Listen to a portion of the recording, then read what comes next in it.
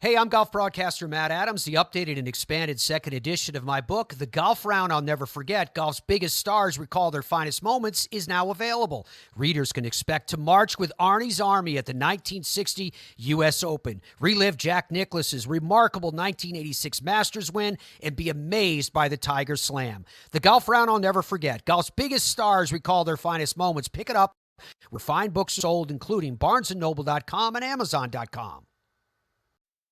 Hey there, and thanks for stopping in again to another edition of This Day in Sports History. It's April 13th, and on this day in 1997, Tiger Woods won his first major golf tournament, blowing away the field in the process. So, April, golf major, this is obviously the Masters, and Tiger Woods is a 21-year-old wonderkind. At this point, he's won 3 tour events, and of course, that followed his stellar amateur career where he won 3 consecutive U.S. Amateur Championships to go along with his 3 straight U.S. Junior Amateur Championships. This is Tiger's first Masters as a pro. The previous year, he was the top amateur, but he missed the cut at 8 over. Starting the 1997 Masters looked like it might be a repeat of that. Tiger struggled on the front 9 on Thursday, making the turn in 4 over par 40, but then he got his putter working and he started firing at some pins. On the back 9, Tiger had 4 birdies and an eagle to finish with a first round 2 under par 70. At that point, he took off, firing a 66 to take the lead by 3 shots over Colin Montgomery.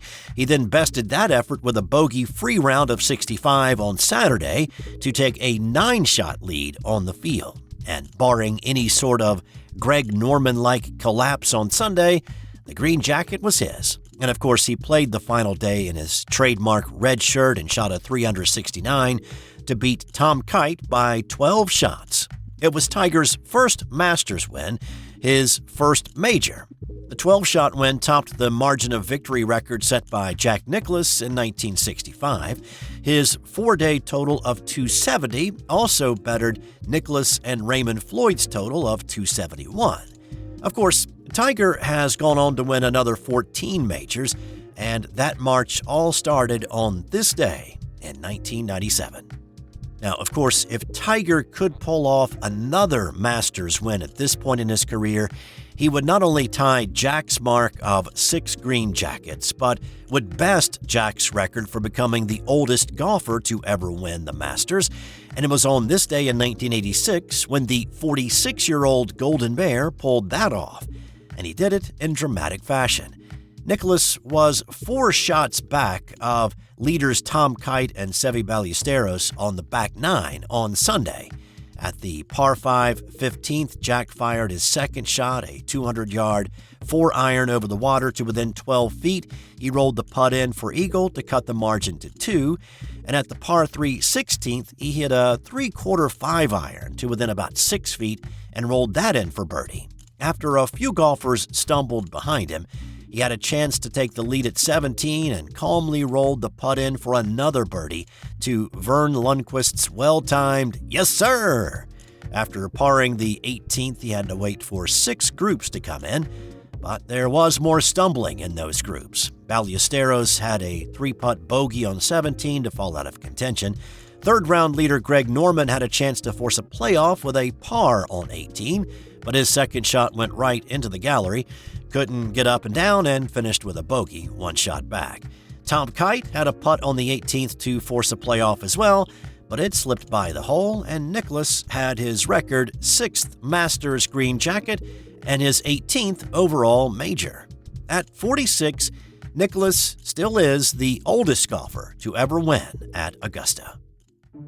In 1957, the Boston Celtics won their first ever NBA title in a drama-filled Game 7 over the St. Louis Hawks. Tommy Heinsohn poured in 37 and Bill Russell scored 32 and pulled 19 rebounds, but it took 2 overtimes to decide the NBA champ. The Hawks' Bob Pettit, who had scored an NBA playoff best 50 points in the deciding game a year prior, sank a pair of free throws to send it into the first OT.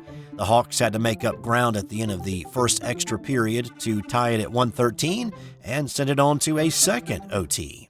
The Celtics jumped out again, but this time, the Hawks ran out of steam. Pettit's half-court heave as time expired rolled off the rim, and the Boston Celtics had their first of 17 NBA championships.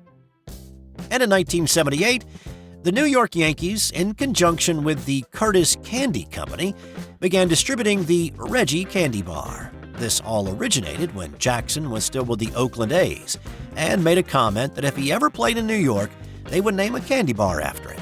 Of course, he, like a lot of people, me included, thought the Baby Ruth was named after the great Yankee slugger. Well, it wasn't, and is not.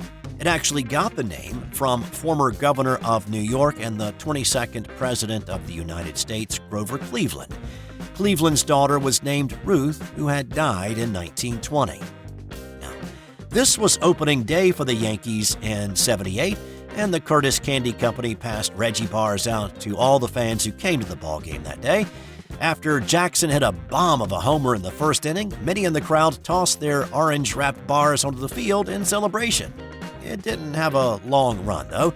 When Reggie went to the California Angels in 1982, and before he became a trained assassin manipulated to kill the Queen of England in the Naked Gun movie, the Reggie bar was discontinued. And today's non-sports, did you know? The state of Kansas is literally and officially flatter than a pancake. That's all for now. I'll have more tomorrow on This Day in Sports History.